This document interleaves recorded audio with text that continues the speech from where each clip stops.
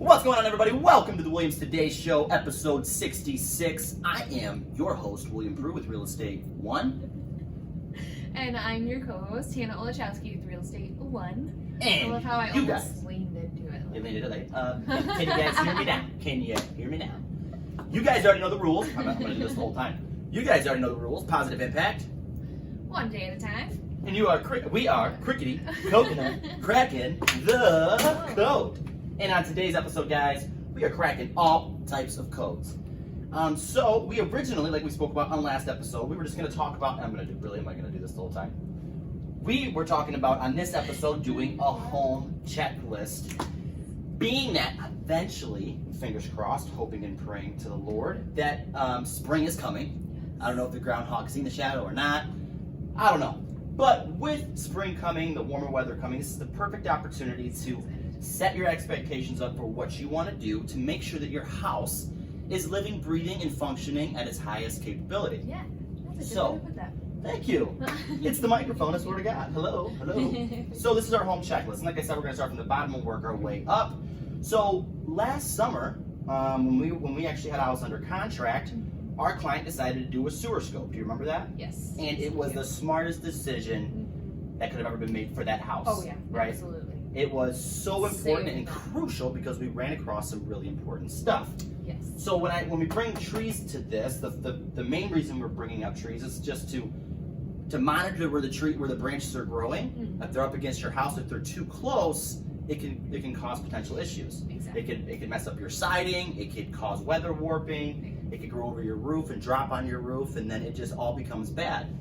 But another huge thing to keep in mind that brings us out just a little bit more is that, and this is what the sewer scope guy told me, when you see the tree growing, if it's by your garage, if it's by your house, if you look up and the branches look like if it's a large tree and the branches are coming across your house from up top, you can imagine the roots are doing the exact same thing. Right. So all of your plumbing that's running underneath the house, the concrete you have in your driveway and your garage, just have to keep that in mind with the tree. So if you have to take care of that issue, it's important. But the main reason for trees was just to make sure that if they're growing close to your house, get those trimmed up a little bit. You don't have to kill it. You don't have to do any of that, but just trim it up, make sure it's not damaging your property. Okay? The next thing is inspecting the roof. Going back to the tree situation. If a tree falls on top, it's sitting there, it's resting there. You know, whatever's falling down from the sky, it's just not good for the roof for something to sit up on top. Right. Exactly. Right? Yeah. And then also look for, loose shingles, look for any debris that are up there. You just want that to just be nice and clear. You want it to be a blank canvas up there. Exactly. And then check your siding. Again, going back to the tree situation, if there's loose siding, this can be an issue. It can be a big issue because then you have moisture getting in and it can cause all type of issues. Yeah. So Even check. if it's brick, and you even notice that there's it's like a white residue. That's like a sign of moisture. So make sure to keep an eye on those areas because you want to get them fixed. And sometimes it can be alarming, but it can be a really simple fix. You just don't want it to continue to be a problem because Exactly. a small problem eventually turns into a big problem if it's not taken care of. Exactly. So, next on our list is checking the gutters. I cannot stress this one enough. It's very important. So important. I know it sucks to get up on a ladder and pull the leaves out, but this is how Michigan works. They grow, they fall, and they get stuck in the gutters, and they can clog the water up, causing the water to sit.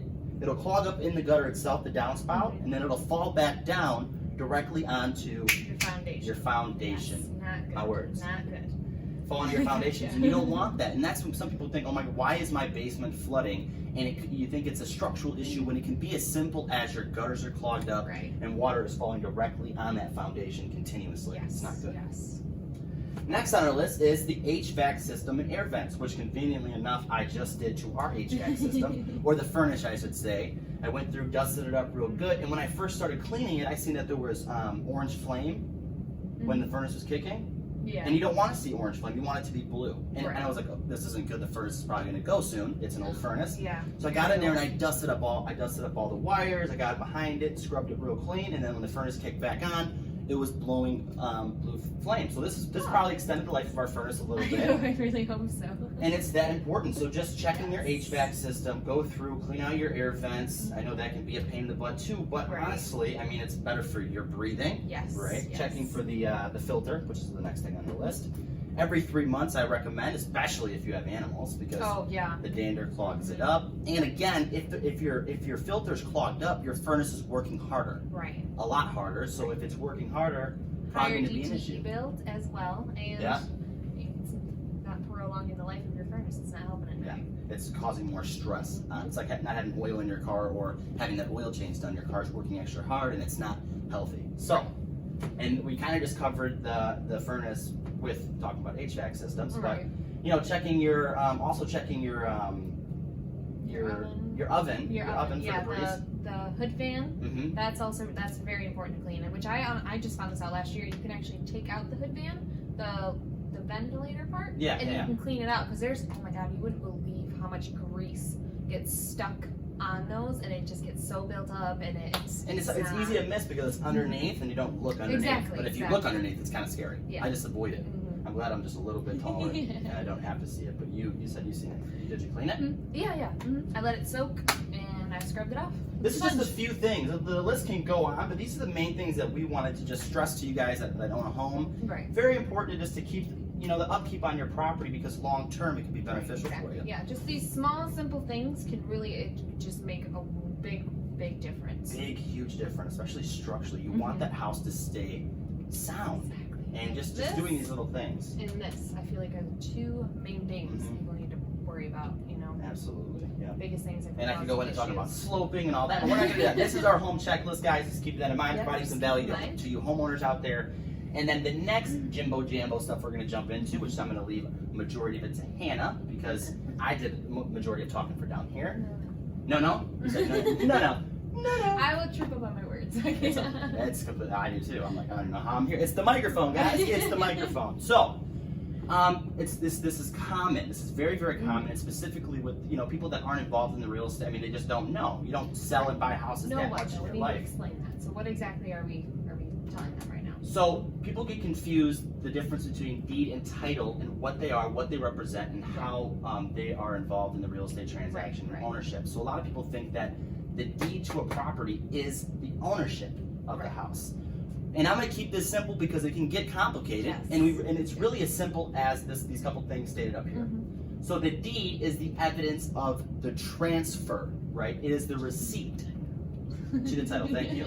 It is the receipt, right, which then transfers the, let's just use buyer and seller, for example. Let's just use just use a deed. So you have the buyer of the property and the seller of the property. You're going to go on this deed, and it's going to show on that deed that the seller transferred to the buyer. Right. It's going to get stamped by a notary public, take it down to the courthouse or the assessor's office, and then bam, the new buyer is on title. So the title is not a piece. It's not a document, right? There's an abstract of title which shows everything that happened. But people get that confused. Title is not a piece of paper. It is a concept. It is the legal way of saying you own the right to something.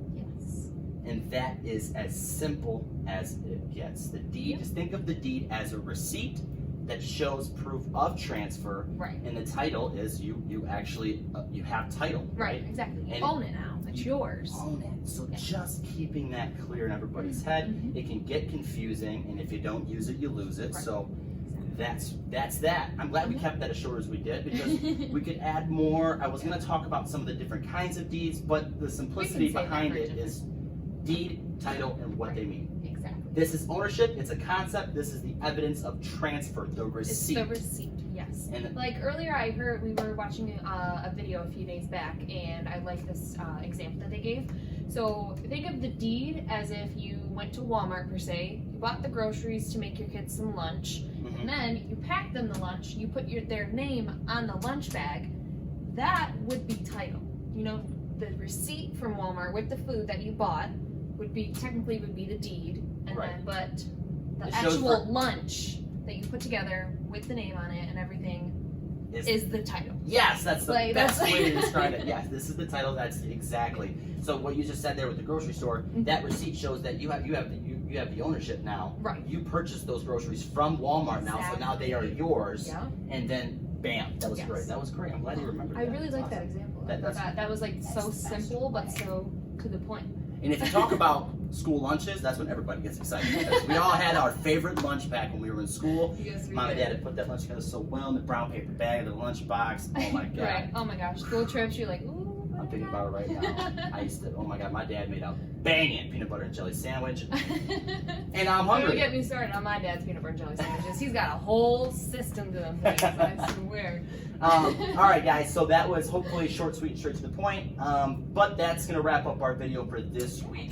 Next week, we are doing a business spotlight, which we have not decided on yet. Which, if any of you guys... Please, guys, we're begging you right now. Give us some great ideas. Yeah, give us a restaurant that you don't think has a lot of hype. Give us a business that you don't think gets enough attention, that, you know, has a lot of value to offer to the community. Right. Anything. We are looking to just get out there and boost up these. We want everybody, all these small businesses, even if it's not a small business. We want to make you flourish. We want to, you know, in any way that we can. And it's honestly, those are my favorite videos that we do because they're so interactive and just. And those videos specifically, I like to boost them on Facebook, which creates an ad on Facebook, so it reaches more people outside of our sphere of friends on Facebook. So if you have a small business, you know, whatever it is, if you're a contractor, whatever it is that you do, if you want to be on the show and kind of talk about some of the things that you do, some of the beneficial things you offer to people, we would love to have you on the show. We're always looking for new people.